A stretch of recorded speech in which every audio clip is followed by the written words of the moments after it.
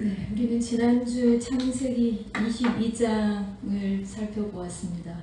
하나님이 아브라함에게 이삭을 번제물로 바치라고 하는 이해할 수 없는 그 하나님의 물으심을 우리가 지난주에 살펴보았습니다. 하나님께서 아브라함에게 이해할 수 없는 그런 어려운 일을 시키신 것은 아브라함을 열국의 아비로 믿음의 기준을 세우기 위해서였다라고 그렇게 말씀을 드렸습니다. 우리가 이 시대를 어떻게 믿음으로 살아가야 되는가 라고 하는 질문이 생길 때 우리는 누구보다 조금 더 열심히, 저 사람보다 조금 더 열심히가 아니고 오늘 하나님께서 부르신 열국의 아비를 통해서 세워놓으신 그 믿음의 기준에 이르는 그런 삶으로 살아야 한다라고 그렇게 말씀을 드렸습니다.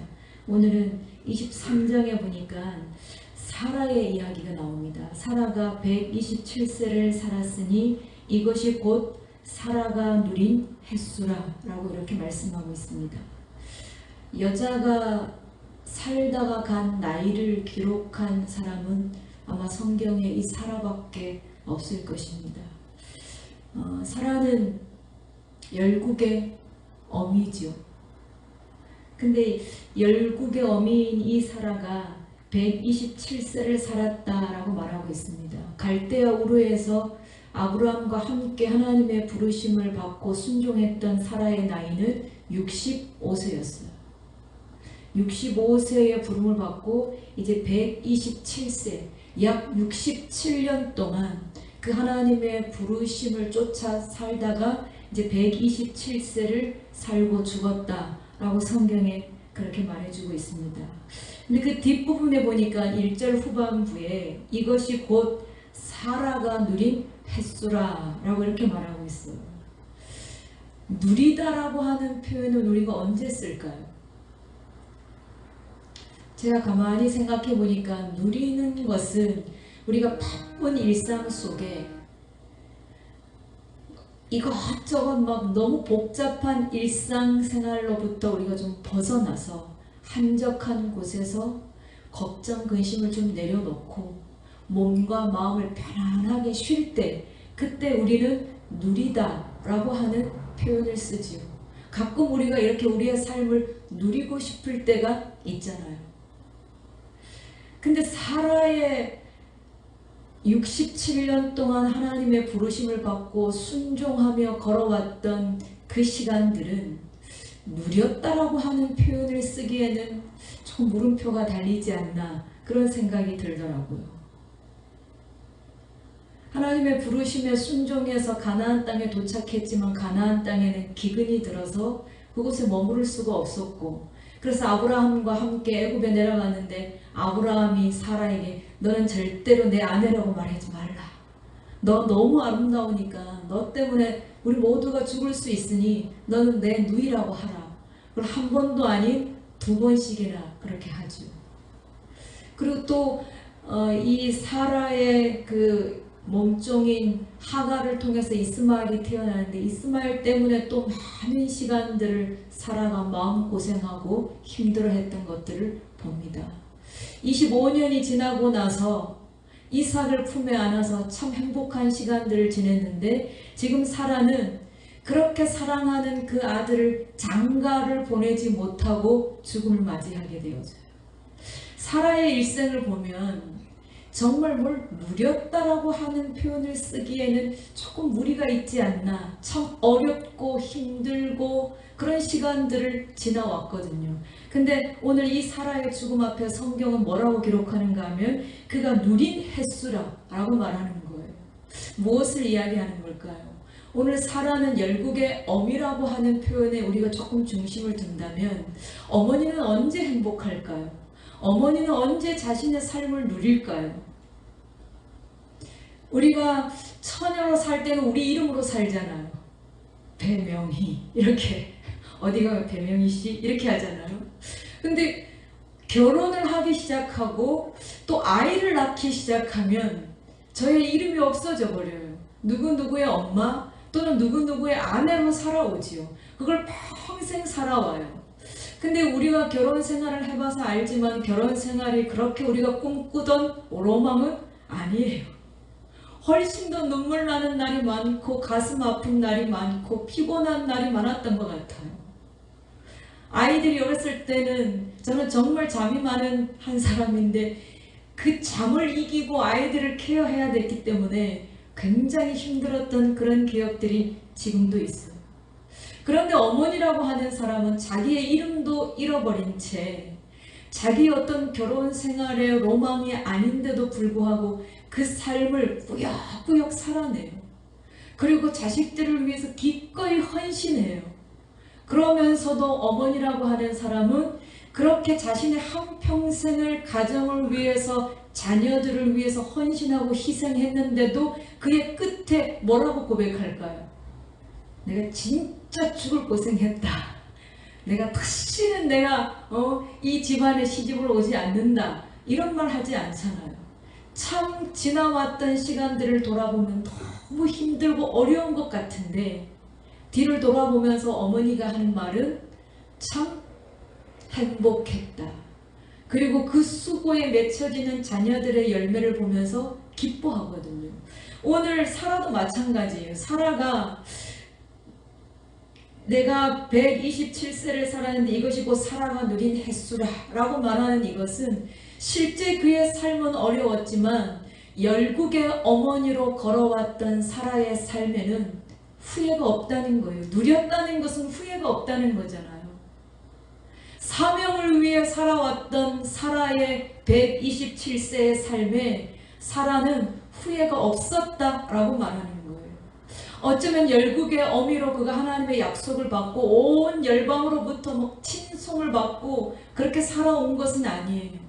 그러나 다음 후 세대가 수많은 민족들이 오늘 아담과 하와가 세워놓은 그 믿음의 기준과 믿음의 길을 위해서 하나님을 예배하고 하나님을 섬기는 그것을 기대하니까 오늘 사라가 살아왔던 그 많은 믿음의 길들을 만들기 위해서 치러냈던 그런 역경들을 사라는 기쁨으로 그걸 열매로 생각하면서 그 삶을 누렸다라고 하는 표현을 쓰고 있다는 거죠. 여러분, 우리도 우리의 생애 끝자락에 이렇게 우리의 삶을 누렸다라고 하는 표현을 쓸 수 있었으면 좋겠어요. 사명을 위해 산다면 한순간 한순간에 후회가 없는 거예요. 모든 사명을 위해 우리가 걸어왔던 시간들은 힘들었을지는 모르지만 사명이 끝났을 때 우리의 사명의 마침표를 찍을 때 사명자 믿음의 사람들이 내리는 동일한 고백은 내 삶을 주 안에서 누렸다 라고 하는 표현을 쓴다는 거죠. 저도 이 사라의 고백을 보면서 언제 주님이 저를 부르실지는 모르겠지만 주님이 저를 부르실 때 열국의 어미처럼 이 사명을 향해서 살다가 내 삶을 누렸다 라고 하는 그런 마침표를 찍었으면 좋겠다 라고 하는 소망이 생기더라고. 아브라함을 보니까 아브라함은 오늘 해족속들인 사람들에게 나는 나그네요 그렇게 말해요. 그리고 거류하는 자다 라고 말하거든요. 하나님이 아브라함을 부르실 때 큰 민족을 이루겠다고 약속하셨고 땅을 주겠다고 약속했어요. 지시할 땅이라고 했는데 그 땅은 또 가나안 땅이거든요. 이 가나안 땅에서 지금 아브라함은 67년을 살아내요. 근데 아브라함이 재산이 없었는가? 아니에요. 어마어마한 거부예요. 하나님께서 24장에 보니까 아브라함에게는 범사의 복을 주셨다고 그랬어요. 범사라는 것은 무엇을 하든 언제 어디서든 하나님의 복을 받았던 사람이 아브라함이거든요.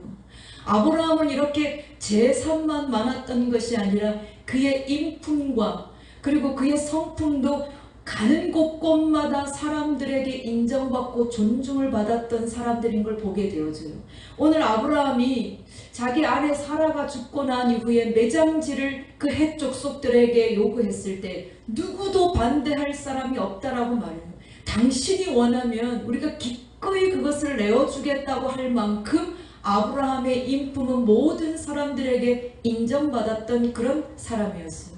근데 아브라함은 하나님이 지시한 땅, 하나님이 주겠다고 했던 그 가나안 땅에 67년을 지금 살아내면서 아브라함이 자기 이름으로 된 땅을 가지고 있지 않다는 거예요. 자기 개인 명의로 된 지금 소유의 땅이 없음을 보고 있는 거죠. 이해가 잘 되지 않아요. 돈도 많은데, 그리고 이 땅은 하나님이 아브라함에게 주신 땅인데, 그리고 67년 동안 살면서 모든 사람들에게 그렇게 인정받았다면 저는 돈 있으면 제일 먼저 땅 살 것 같아요. 땅 딱 가지고 있어야 든든하잖아요. 이 당시에 땅이라고 하는 것은 굉장히 소중한 것이었거든요. 쉽게 사고 팔 수도 없었지만 이 땅은 곧 자신의 본질을 증명해 주는 것이었거든요. 제가 만약에 아브라함이었다면 하나님의 약속도 받았겠다. 하나님이 또 은혜를 주시고 복을 주셔서 재산도 많고 그 정도의 인품이 됐다 그러면 가나안 땅을 그냥 싸그리 다 사버렸을 것 같아요. 그리고 그 많은 족속들로부터 땅 주인이 되어서 존중을 받고 모든 사람들이 아브라함에게 막 굽신굽신 하도록 저는 그렇게 했을 것 같아요. 근데 아브라함은 달라요. 믿음의 사람들은 삶의 방식이 달라요. 그렇게 재산도 많고 인품도 좋고 하나님의 약속을 받았는데 아브라함은 지금 그의 아내가 죽어서 그 아내를 묻어야 할 매장지를 구해야 되는데 땅이 없었어요. 땅이 없어서 오늘 헷족속에게 아내를 묻히게 할 그 매장지를 좀 내게 주라 라고 지금 땅을 요구하고 있거든요. 뭘 얘기해 주는 걸까요? 열국의 압이라고 하는 삶은 어떤 삶일까요? 열국의 압이라고 하는 삶은 이 땅에 내 이름으로 된 땅들을 많이 가지고 있어서 그 땅의 힘을 빌어서 사람들이 나에게 굽신굽신거리게 하고 내가 그 땅의 힘을 빌어서 높임을 받는 그런 열국의 아비를 말하는 걸까요? 아니에요. 오늘 열국의 아비로서 아브라함은 그 삶을 살아내는데 이 땅에 어떤 그 이름으로 된 명의로 된 소유의 땅이 없어요. 그는 하나님의 나라를 그의 가슴에 품어요. 그리고 이 땅에서는 자기의 땅을 취하지 않아요. 실제로는 아브라함의 땅이었어요. 하나님이 그에게 주신 것이었기 때문에. 그런데 그 땅을 자기의 땅으로 취하지 않고 다른 이들에게 자신의 땅을 내어줘요. 그리고 그들이 마치 그 땅의 주인인 것처럼 살아가도록 해요. 여러분 이해가 잘 안 가잖아요. 우리는 만약에 우리가 집을 샀는데 내 돈을 주고 샀는데 그럼 내가 가서 살아야 될 거 아니에요. 그리고 내가 그 집 주인인 행세를 해야 될 거 아니에요. 근데 아브라함은 열국의 아비인데도 불구하고 그 땅이 하나님이 자신에게 약속으로 주신 것이고 자기가 얼마든지 취할 수 있고 땅의 주인이 될 수 있는데도 불구하고 그것을 다른 이들에게 내어줘요. 그리고 자기는 땅이 하나도 없는 나그네처럼 거류하는 자처럼 살았다라고 말하고 있는 거예요. 아브라함은 지금 눈에 보이는 땅을 가슴에 품는 게 아니라 보이지 않는 하나님의 나라를 가슴으로 품고 보이는 땅은 이 땅에 있는 사람들에게 그 땅을 주는 거예요. 그리고 오늘 7절에 보니까 아브라함이 몸을 굽히고 라고 이런 표현을 써요. 그들을 섬기고 있는 것을 보게 되어지거든요. 진짜 열국의 아비로서의 삶, 믿음의 사람들의 삶이 뭔가 내 것인데도 내 것이 아닌 것처럼 사람들에게 내어주는 거예요. 충분히 내가 높임을 받고 살아야 되는데도 불구하고 내 몸을 굽혀서 그들을 섬기는 거예요. 이것이 열국의 아비의 삶이라는 거예요. 우리는 열국의 아비 하니까 내가 땅 주인이 되어서 모든 사람들이 땅 주인 된 아브라함에게 막 굽신굽신거리고 아브라함이 그들에게 뭔가 이렇게 부스러기를 줘서 그들에게 은혜를 줘야 되는 그런 입장으로 열국의 아비라고 하는 복을 생각하는데 그렇지 않다는 거예요. 오늘 아브라함이 우리에게 보여주는 이 열국의 아비의 복은 뭐냐면 내 것인데 마땅히 내가 그 땅의 주인이고 그 땅에서 내가 땅 주인의 행세를 하면서 살아갈 수 있는데도 불구하고 나그네처럼 거류하는 자처럼 내 것이 아닌 것처럼 살아가는 거예요. 하나님의 나라가 우리 안에 들어오면 이 땅 하나님께서 우리에게 왕같은 제사장이라고 그렇게 말했거든요. 내 것인데도 불구하고 내 것이 아닌 것처럼 살아가는 거예요. 다 내어주고 살아가요. 그리고 몸을 굽히며 그들을 섬기는 삶, 그것이 열국의 아비의 삶이고 그것이 믿음의 사람들의 삶이었다는 것을 아브라함을 통해서 하나님이 보여주고 계시는 거라는 거예요. 여러분, 우리가 열국의 아비라고 말하면서도 내 것 다 움켜쥐고 내 행세를 다 하고 내가 받아야 될 것 다 받고 열국의 아비가 아니에요. 그러면 아버지가 그렇게 살지 않잖아요. 아버지는 다 주잖아요. 다 주잖아요. 다 주잖아요. 내 것인데 마치 내 것이 아닌 것처럼 자식들에게 다 나눠주잖아요. 그리고 끝까지 자식들을 섬기잖아요. 그것이 아버지고 그것이 열국의 아비의 복인 것을 아브라함을 통해서 성경은 다시 한번 우리에게 확인해주고 있다는 거죠. 결국 아브라함은 사라가 죽고 난 이후에 사라를 매장할 수 있는 묘지 하나 자기 이름으로 사는 거예요. 이것이 믿음의 사람이에요. 이 땅에 사는 동안에 막 내 명의로 된 부동산 많이 가지고 있는 것이 이게 믿음의 사람들의 삶이 아니고 나그네처럼 거류하는 자처럼 살면서 우리 안에 정말 큰 하나님의 나라를 품으면서 마지막 우리의 몸을 누일 수 있는 작은 공간 하나 남기고 가는 것이 믿음의 사람이라는 것을 성경은 다시 한번 욕심 많은 우리에게 경각심을 주고 있는 것 같아요. 마지막으로 아브라함이 이제 사라가 죽고 나서 아브라함도 이제 하나님의 부르심이 얼마 남지 않았다는 것을 알고 가장 중요한 자신에게 남겨진 마지막 사명을 이루어요. 그 마지막 사명이 뭐냐면 이삭의 부인을 찾아주는 거죠. 자기 아들의 부인을 찾아주는 거예요. 근데 믿음의 사람들은 기준이 참 달라요. 오늘날 우리가 크리스찬이라고 말하지만 자녀들의 결혼 문제에 대해서 우리는 어떤 관점을 가지고 있을까요? 내 자녀가 결혼을 한다고 해요. 그런데 결혼 대상을 데리고 왔는데 교회를 잘 안 다녀요. 근데 사람은 참 괜찮고 배경은 너무 좋아요. 그리고 둘이 너무 사랑해요. 그리고 막 결혼을 해달라고, 결혼하게 해달라고 요구해요. 우리는 어떻게 해야 될까요? 신앙은 차차 좋아지지 않을까? 교회 다니면서 믿음이 좀 좋아지지 않을까? 지금은 교회를 열심히 다니지 않고 신앙이 좋지 않지만 둘이 좋다고 하니, 그리고 또 배경도 가문도 굉장히 좋고 그 사람 인품도 좋아 보이니 결혼을 하다가 살다 보면 신앙이 좋아지지 않을까? 우리는 그렇게 생각하잖아요. 그래서 대부분의 많은 사람들이 자녀의 결혼에 대해서 신앙보다는 둘이 좋다고 하니, 그리고 그 사람 보아하니 괜찮으니, 집안도 믿을만하니 결혼을 그냥 시켜요. 근데 아브라함이 오늘 이삭의 결혼을 하는 데 있어서는 한치의 양보가 없어요. 이렇게까지 이삭의 아내를 찾는 일에 아브라함이 이렇게까지 고집을 쓰고 애를 쓰고 이렇게까지 세밀하고 치밀하게 할 수 있나 싶을 만큼, 이해가 잘 안 될 만큼 오늘 사는 우리에게는 그닥 이렇게 막 고민하고 중요하게 여기지 않는 것을 믿음의 기준을 세웠던 아브라함은 거기에 막 목숨을 거는 것 같아요. 왜 그럴까요? 이것도 아브라함이 자녀의 대를 잇는 자녀의 결혼에 대한 아브라함이 지금 이삭을 통해서 믿음의 기준을 세우는 거예요. 오늘 우리는 이 기준을 잘 기억해야 돼요.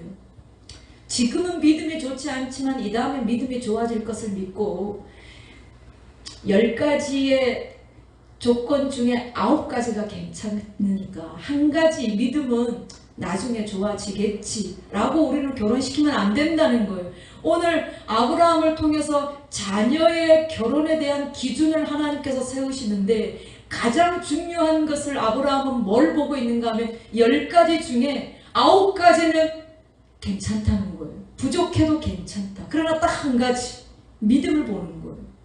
이삭의 아내를 구하는데 다른 건 안 봐요. 이방 여자 안 된다는 거예요. 가나안 땅에 얼마나 예쁜 여자들이 많아요. 그리고 괜찮은 인품을 가진 여자가 가나안 땅에는 없었겠어요? 가나안 땅에는 딱 뾰족뾰족한 여자들만 있었을까요? 아니잖아요. 근데 굳이 아브라함이 하나님을 신실하게 믿는 믿음의 여자여야 된다고 고집을 쓰면서 그의 종 엘리에셀을 떠나보내잖아요. 그러니까 엘리에셀이 이렇게 말해요. 그런데 부인을 찾기는 찾았는데 그 여자가 여기까지 오지 않는다면 어떻게 하겠습니까? 그럼 제가 이삭을 데리고 그 신부감이 있는 곳으로 갈까요? 하니까 아브라함이 안 된다는 거예요. 그렇다면 그 여자는 하나님이 인도한 여자가 아니라는 거예요. 절대로 아브라함은 이 약속의 땅을 떠나게 해서는 안 된다. 이삭의 부인이 이 약속의 땅으로 와서 약속의 땅에서 삶을 살도록 해야 된다는 거예요. 빈틈이 없어요. 한치의 양보가 없어요. 자녀의 결혼을 시키는데 굳이 이렇게까지 할 필요가 있을까 싶을 만큼 아브라함이 지금 그 기준을 세우고 있는 거예요. 이 기준이 세워지지 않는다면 오늘날 우리가 자녀를 결혼할 때 뭘 보겠어요? 무엇이 기준이 되겠어요? 자녀에게 돈 많은 남자 데리고 오면 그 결혼의 조건 중에 1순위 아니겠어요? 직업 탄탄하고 사람 괜찮으면 그 결혼 대상의 1순위 아니겠어요? 그런데 오늘 믿음의 사람들은 무엇이 기준이 돼야 되는가? 세상 사람들과는 관점이 달라야 된다는 거예요. 자녀가 믿음의 대를 이어 이제 아브라함의 대를 이어서 이삭이 믿음의 대를 이어가야 되는데 그 믿음의 대를 이어가는 데 있어서는 아브라함에게 이삭에게 가장 중요한 배우자가 얼마만큼의 중요한 퍼센트를 차지한다는 것을 너무나 잘 알고 있는 아브라함은 한치의 양보가 없어요. 그리고 그 기준을 딱 세워요. 이방 여자 안 된다. 믿음 좋은 하나님을 신실하게 섬기는 여자가 이삭의 부인이 되어야 한다라고 그렇게 아브라함이 기준을 세우고 있는 것을 보게 되어지는 거죠. 믿음의 사람들은 다른 것 같아요. 이 땅의 사람들이 막 소중하게 여기고 목숨 거는 것, 이 세상의 사람들은 의사, 변호사, 뭐 사자 붙은 사람들, 우리의 자녀들이 배우자로 데리고 온다면 뭐 다른 거 물어볼 게 뭐 있어요? 다른 거는 그냥 인사치레로 물어보는 거고, 사자 되는 사람들 데리고 오면 어떻게 하겠어요? 그냥 이미 내 안에서 만사 오케이예요. 근데 그렇지 않다는 거예요. 믿음의 자녀들의 그 기준을 오늘 아브라함은 그게 중요한 것이 아니고, 믿음의 사람들은 세상 사람들과 다른 관점으로 보아야 할 것을 성경은 오늘 우리에게 보여주고 있다는 거죠. 오늘 말씀을 정리하고 마치도록 하겠습니다. 사라는 열국의 어머니였어요. 열국의 어머니는 이 땅에서 나를 위해서 사는 게 아니죠. 어머니는 나를 위해서 맛있는 음식을 하는 게 아니에요. 나를 위해서 집을 사실 청소하는 게 아니잖아요. 나를 위해서 좋은 옷을 입지 않고 나를 위해서 좋은 곳을 여행하지 않아요. 다 가족을 위해서, 자녀를 위해서 희생하고 헌신해요. 그것을 끝까지. 오늘 사라도 그렇게 살다가 열국의 어머니로 살다가 그는 그 삶을 누렸다라고 말해요. 후회함이 없었다. 그렇게 살았던 그의 삶에 후회함이 없었다라고 말해요. 우리도 지금 우리가 이렇게 어렵게 사명의 길을 걸어가는 것은 우리의 자녀와 다음 세대가 이 믿음의 길을 위해서 하나님을 더 가까이 그분을 만나고 그분을 예배하기 위해서 우리가 믿음의 길을 닦아가고 있어요. 우리도 사라처럼 우리의 삶을 누릴 수 있었으면 좋겠고, 아브라함처럼 이미 하나님의 나라가 우리 안에 들어와 있는 하나님의 사람들, 믿음의 사람들이에요. 이 땅에서 우리가 나그네로 거류자로 사는 이 아브라함의 삶을 잊지 않았으면 좋겠어요. 자꾸 내 명의로 된 것, 내 소유를 가지려고 하면 하나님의 나라가 보이지 않고 하나님의 나라가 내 안에 들어오지 않아요. 하나님의 나라가 내 안에 들어오지 않으면 이 땅의 사람들을 내가 몸을 굽혀 그들을 섬길 수 없다는 거예요. 이 땅의 것을 자꾸만 내가 욕심내면 그들을 섬기는 것이 아니라 그들과 경쟁해야 되거든요. 근데 아브라함은 하나님의 나라를 품었기 때문에, 그래서 나그네로 거류하는 자로 살았기 때문에 이 땅에 있는 사람과 경쟁하지 않아요. 오히려 몸을 굽혀 그들을 섬김으로 그들에게 열국의 아비로 살아갔던 모습들을 보게 되어집니다. 그러나 아브라함은 양보하지 않았던 것이 있어요. 다 내어줬지만 양보하지 않는 것, 목숨 걸고 지키는 것, 그것은 믿음이었어요. 자녀들이 믿음을 계속해서 이어갈 수 있는 일만큼은 아버지인 이 아브라함은 다른 건 다 양보하지만 그것만큼은 내가 양보할 수 없다. 믿음의 대가 이어지는 것만큼은 어떤 것도 거기에는 세상의 것이 섞여서는 안 된다라고 그렇게 못을 받고 기준을 삼고 있거든요. 오늘 열국의 어미인 사라, 열국의 아비였던 아브라함의 그들의 한 생애의 삶을 우리가 잘 기억하면서 우리도 그렇게 살아낼 수 있는 저와 여러분이 될 수 있기를 축복합니다. 기도하겠습니다. 하나님 아버지 감사합니다. 우리는 열국의 아비가 되기를 원하고 열국의 어미가 되기를 원하면서도 하나님, 이 땅에서 우리가 움켜쥐고 살아가는 것들이 너무나 많습니다. 그래서 이 땅의 사람들을 우리가 몸을 굽혀 섬기지 못하고 그들과 경쟁하며 살아갈 때가 참 많이 있습니다. 하나님 아버지, 이미 하나님의 나라가 우리 안에 있으니